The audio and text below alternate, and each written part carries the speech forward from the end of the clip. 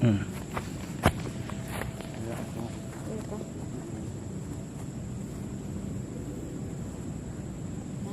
Na ganap na siya eh.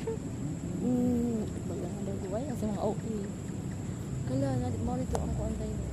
Hindi man araw-araw na nakangiti, ilang beses na rin tayong humihindi.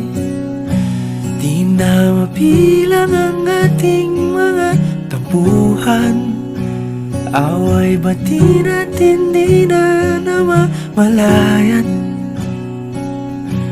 Eto tayo, ngunit sa huli palagi pabalik pa rin sa yakap mo. Hanggang sa huli palagi pipiliin kong maging sa'yo. Ulit-ulitin man, nais kong malaman mong iyo